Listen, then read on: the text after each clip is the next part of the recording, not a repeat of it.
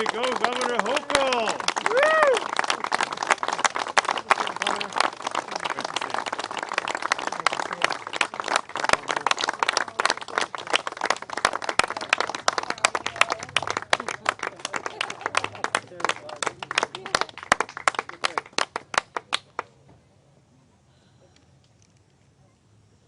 There's no place like home.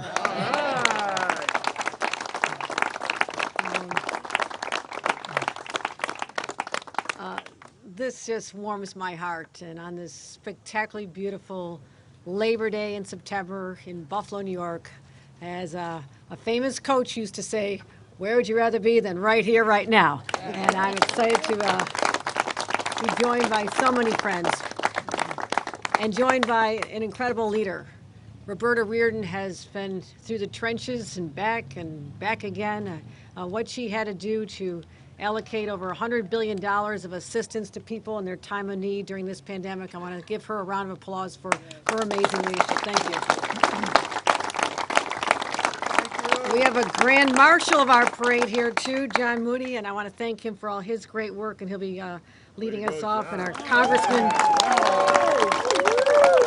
Congressman Brian Higgins. You look up Fighter for Labor in the in Wikipedia. The word Brian Higgins appears right next to it. Brian, thank you for using your personal story of what your father did and grandfather and others who came from this community and worked so hard. And a similar story for Tim Kennedy, local boy made good. I remember him in his early days. He has become a real significant force of influence in our state capitol as well. I'm really proud to work with State Senator Sean Ryan. Really hit the ground running from his experience at the Assembly. He's been out there for us. Also, I saw that our majority leader of the New York State Assembly, Crystal Peoples-Stokes, is here in person, in the flesh. Crystal Peoples-Stokes. Assembly members Bill Conrad and John Rivera are here as well. I want to thank them. Mayor Byron Brown. Is Byron Brown here? I saw Brian. I didn't see the mayor. Byron Brown is here. Mitch Nowakowski, our council member. And someone who, whether it's a snowstorm or a pandemic, you want there at your side. That's our county executive, Mark Polenkars, is joining us. Denise Abbott, another woman who likes to go where it's not usually customary for women to lead, and I want to thank her for her incredible leadership as well. Denise Abbott, the president of the Buffalo AFL-CIO Central Labor Council. Peter DeJesus, our Western New York Area Labor Federation as well. Peter, great to have you on the team. Dick Lipsitz, we have been through so many battles. All my friends. I can't name all of you, I'll get yelled at, but I want to tell you I love all of you, and I want to thank you for the way you've lifted me up personally, the way you've supported me on my long journey into 27 years of public life, but more importantly, what you have done for the men and women of labor. That's how we'll all be judged. Do we lift people up? Do we take them to a better place as a result of us being where we are in our positions? And my friends, the answer when I look at all these friends in labor, labor leaders, men and women, who put themselves out there on the line, fighting for men and women every day, the answer is yes. They answered that call, they served, they took us to a better place, and I want to thank every one of them. I was reflecting on what Samuel Gompers, anybody else read Samuel Gompers before you go to bed at night? Okay, all right, just saying, just check. The first president of the AFL-CIO. And he was a strong advocate for making Labor Day a national holiday. And I was struck by what he said back at that time. He said, the struggle with labor is to free man, and I'm going to add, and women, free men and women, from unfair, unjust, and unnecessarily cruel environments, and bring forward a day of deliverance from absurd economic burdens and cruel burdens as well. Doesn't that resonate today, too? Isn't that what we're all about? Isn't that why we gather here, to celebrate what the accomplishments, but also know that our work is unfinished? So, Samuel, you hit it right back then, and we're going to continue to live those words here today. That's right. I want to make sure that all of you know my commitment to labor is unwavering. This is the neighborhood where my grandfather had started life in this country after leaving great poverty in Ireland, and he didn't come alone. He left with his brothers. My grandfather, Jack, came with his brother Tommy and his brother Mike. Where they all ended up in this community was living the American dream because they all became union members. Steel workers, longshoremen, pipe fitters, iron workers. They helped build this community. And therefore, and my own father worked at the steel plant.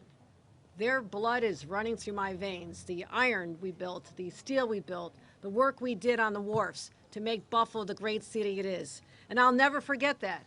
How my family was elevated from extreme poverty to a middle-class dream, and even Grandpa had season tickets to the Buffalo Bills one year. Unfortunately, it was the year, I think, 1970, when they didn't win a single home game, but that's in the past. That doesn't happen anymore. That doesn't happen anymore.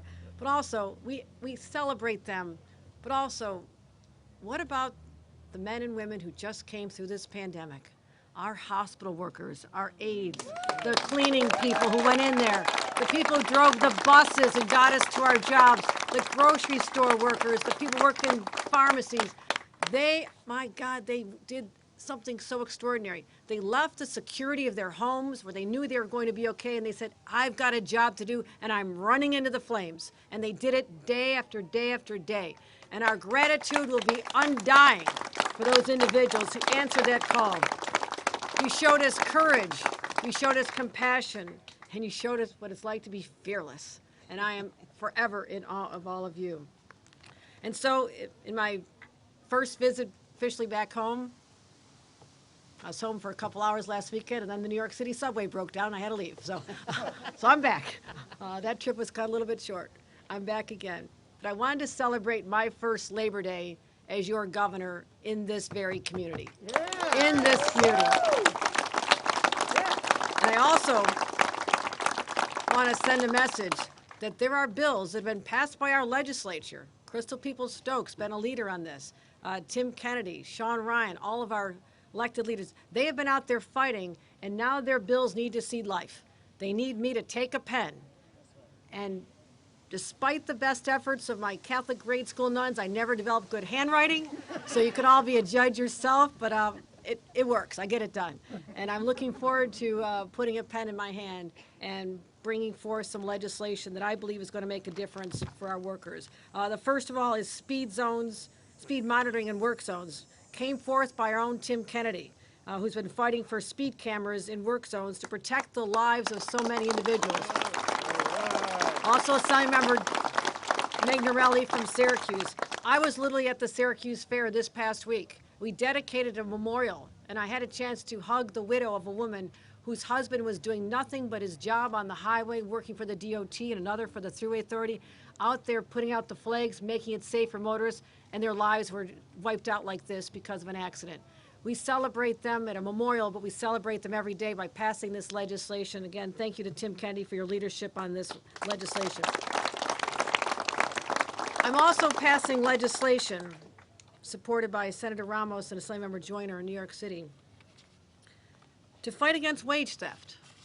What I'm talking about is there are unscrupulous people out there who take advantage of others and do not pay them what they're entitled to in defiance of our laws. And in some cases, it's a subcontractor on a project. So we need to have accountability. We need to make sure that those people are paid. It's not their fault if an unscrupulous subcontractor walks off a job or doesn't pay them what they should or tries to pay them under the table. So our contractors will be engaged in this, being held responsible for what happens with the subcontractors. So I'm making sure we sign that into law as well. Want to make sure that we get a bill to sign. It's important, particularly for New York City, but it was introduced by my new Lieutenant Governor, Brian Benjamin, so I wanted to give him a special win before he becomes Lieutenant Governor. And that's to make sure that we have prevailing wage laws expanded to building service employees at some of our condos and co-ops in New York City who take advantage of tax breaks. You're taking advantage of tax breaks to put these buildings up in New York City, you ought to be paying your workers, particularly the office cleaners, a prevailing wage. So I want to thank Senator Benjamin, my new Lieutenant Governor, as of upcoming Thursday, officially sworn in, and Assemblymember De La Rosa for getting it done. I also want to sign one more piece of legislation, two more. Shared work benefits. People didn't think a lot about shared work. What is that all about? You know all about